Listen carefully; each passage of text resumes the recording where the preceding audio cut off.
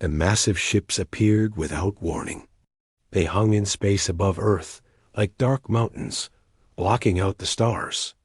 12 vessels, each one larger than any city on the planet below. Their hulls were black metal, covered in strange symbols that glowed with purple light. On the ground, people stopped and stared at the sky. Fear spread across every continent. The world had never seen anything like this before. Commander Jack Harris stood in the military command center, deep beneath Washington. Screens covered every wall, showing images of the alien fleet. His hands gripped the edge of the control desk. "Sir, they are sending a message," Lieutenant Rita Cooper said. Her voice was steady, but her hands shook as she worked the communications panel. "Put it through," Jack ordered. The main screen flickered. An alien face appeared. It had 4 eyes arranged in a square pattern. Its skin was gray and rough like stone. When it spoke, the words came through a translator device. "I am Commander Vorak of the Galactic Empire. Your planet has been chosen to join our territory. You will pay tribute to the Emperor. You will send resources, soldiers, and technology. This is not a request. This is an order."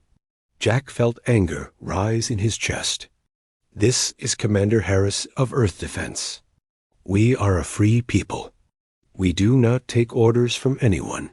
The alien's 4 eyes blinked in sequence. "You do not understand your position. We have conquered 400 worlds. Your resistance is meaningless. You have 1 Earth day to accept our terms. If you refuse, we will demonstrate our power." The screen went black. Jack turned to his team. "Get me the president. Get me every world leader. We need to talk now." Within an hour, representatives from every nation gathered through video connection.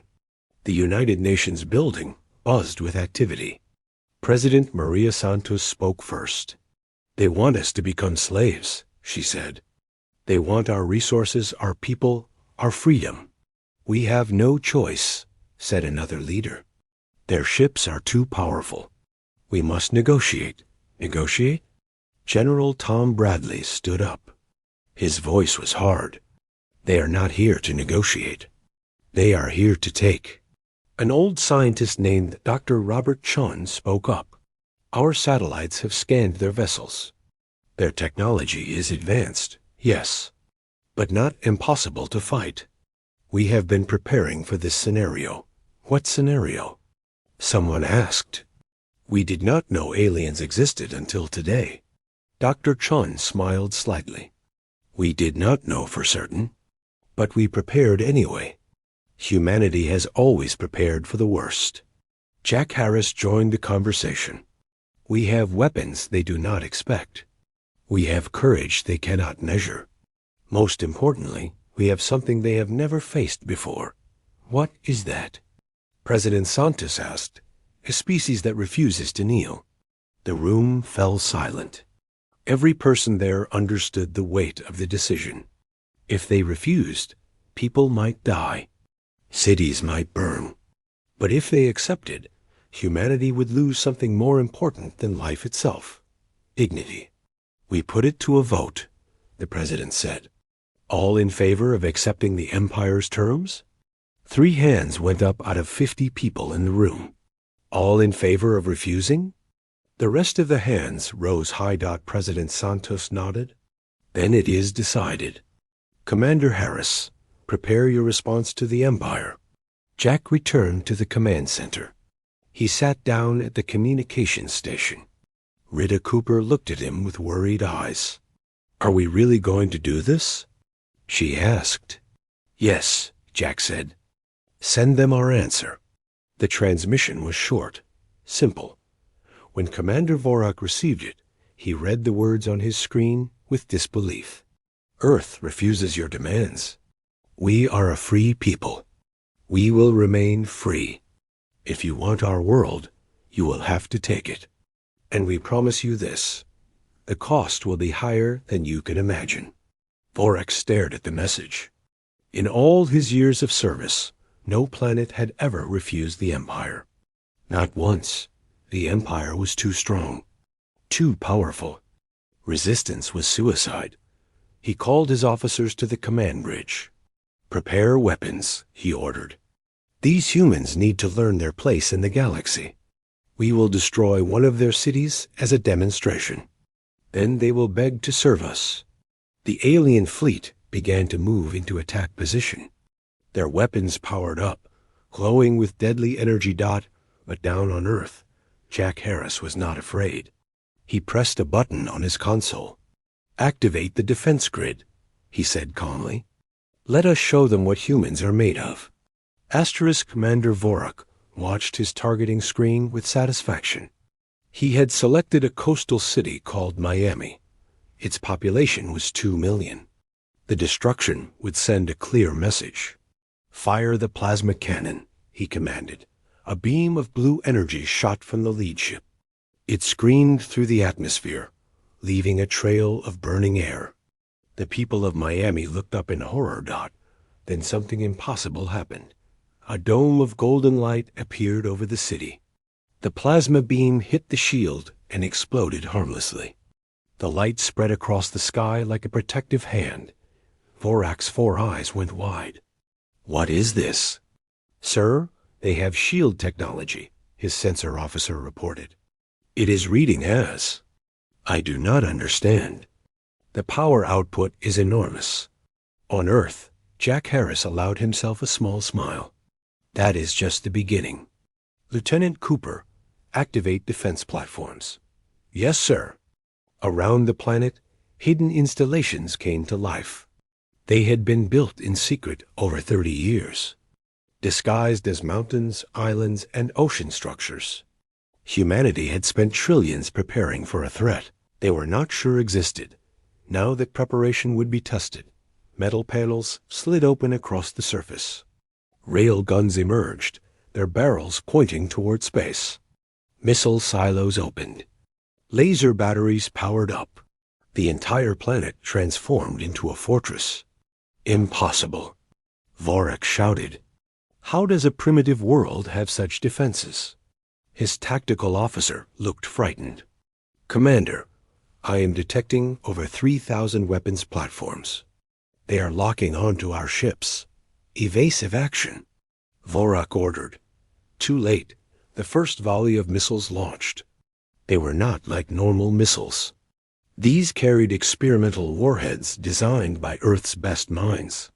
They moved faster than anything the Empire had seen. They twisted and turned, following the alien ships with perfect accuracy. The alien fleet scattered. Their shields absorbed the first wave. But then the railguns fired. Metal projectiles moving at incredible speed punched through their defenses. One ship's hull cracked open, spilling atmosphere into space. "Return fire. All ships return fire." Vorak screamed. The alien fleet unleashed everything.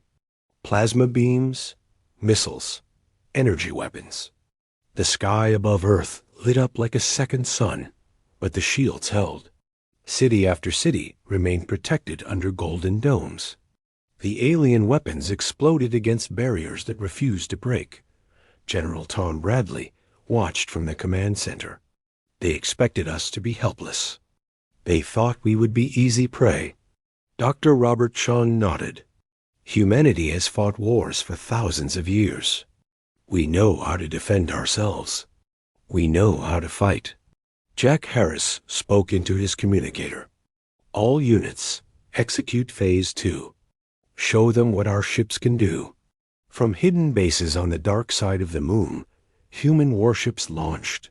They were smaller than the alien vessels, but faster. Much faster. They had been built using theories the Empire considered impossible. 12 human ships against 12 alien ships. Lieutenant Cooper monitored the battle. "Our fighters are engaging. They are using hit-and-run tactics." The human ships moved like sharks. They struck from unexpected angles, fired, then disappeared before the aliens could respond. Their weapons were precise. Every shot counted. One alien ship exploded. Then another. "Retreat." Vorak ordered, "Fall back to defensive formation."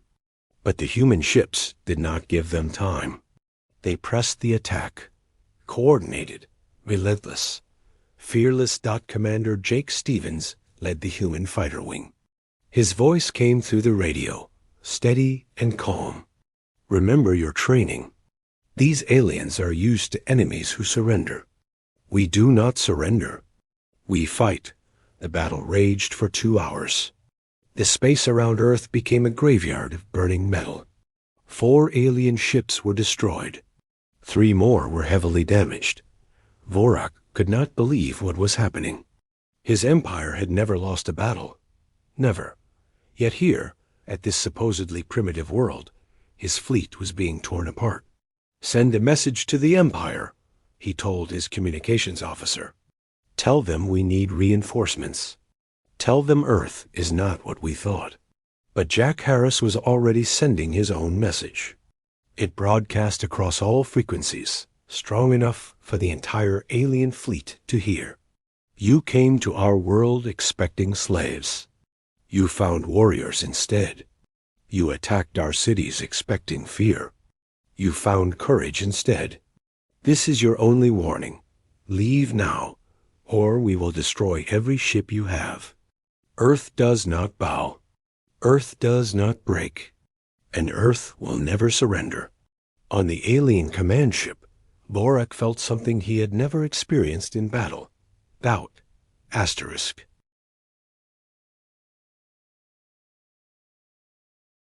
Commander Vorak had a choice to make. His pride demanded revenge. His training demanded victory. But his survival instinct demanded retreat. "Commander, 3 more ships are requesting permission to withdraw," his tactical officer reported. "They have heavy damage. Their shields are failing." Vorak slammed his fist on the command console. "No, we cannot run from primitives. The Emperor will have us executed for cowardice. The Emperor will have us executed for losing the entire fleet," another officer said quietly. Before Vorak could respond, the human ships attacked again. They came from above and below, moving in perfect coordination. Their weapons fired in sequence, targeting the weakest ships first. Another alien vessel exploded in a ball of fire. On Earth, President Maria Santos watched the battle from the Situation Room. Her advisors stood beside her, all of them tense. "How long can we maintain this?" she asked. Jack Harris checked his displays. "Our shields are at 70% power. We have ammunition for another 6 hours of combat. But I do not think we will need it." "Why not?" "Because they are breaking. Watch." In space, the alien formation was collapsing. Ships moved out of position. Their attacks became desperate rather than coordinated. The discipline of the mighty Empire was crumbling. Commander Jake Stevens saw the opening. "All fighters, focus on the command ship. Take out their leader." 20 human ships converged on Vorak's vessel. They attacked from every direction. Missiles and railgun fire hammered the shields. The alien ship shuddered under the assault. "Shields at 40%. An officer shouted on Vorak's bridge. "We cannot take much more." Vorak finally understood. This battle was lost. Maybe the first battle the Empire had lost in 200 years. But it was lost nonetheless. "Open a channel to the humans," he said, his voice heavy with defeat. Jack Harris's face appeared on the screen. "I am listening." "You have proven yourselves formidable," Vorak said. "This was unexpected. We request a ceasefire to remove our damaged vessels." "No," Jack said simply. Vorak's eyes widened. "What? You do not request anything. You leave our system now. All ships. You take your wounded and you go. And you deliver a message to your Emperor." "What message?" Jack's face was hard as stone. "Tell him that Earth is not for conquest. Tell him that humanity will defend itself against any threat. Tell him that if the Empire ever returns to our system, we will not stop at defense." We will bring the fight to his doorstep. Are we clear? For a long moment, Vorik said nothing. Then, slowly, he nodded. We are clear. The alien fleet began to withdraw. Their ships limped away from Earth, battered and broken. Of the 12 vessels that arrived, only 8 remained. The others were destroyed or damaged beyond repair. General Tom Bradley watched them go. They will come back. Maybe not today. Maybe not this year. But they will come back with more ships. Let them, Jack said. We will be ready. And next time, we will be stronger. Dr. Robert Chun smiled. The galaxy thought we were alone. Weak, easy prey. Now they know different. Now they know that Earth stands together. President Santos addressed the world through every broadcast system. Her speech was short but powerful. Today, humanity faced its greatest test. An empire that conquered 400 worlds came to conquer us. They failed. Not because we have the best weapons, though our weapons are strong. Not because we have the best technology, though our technology serves us well. They failed because we have something no empire can break, the will to remain free. We showed the galaxy who we are. We are Earth, and we do not bow. Across the planet, people celebrated. They danced in the streets. They cried tears of relief and joy. They had faced the impossible, and one dot in space, the last alien ship passed through the edge of the solar system. Vorik looked back at the small blue planet. He had underestimated them. The entire empire had underestimated them. That would not happen again. But as his ship jumped faster than light speed, Vorik felt something unexpected: respect. The humans had earned it. They had stood against the galaxy and refused to yield dot, and perhaps, he thought, that was the most dangerous thing of all. Asterisk.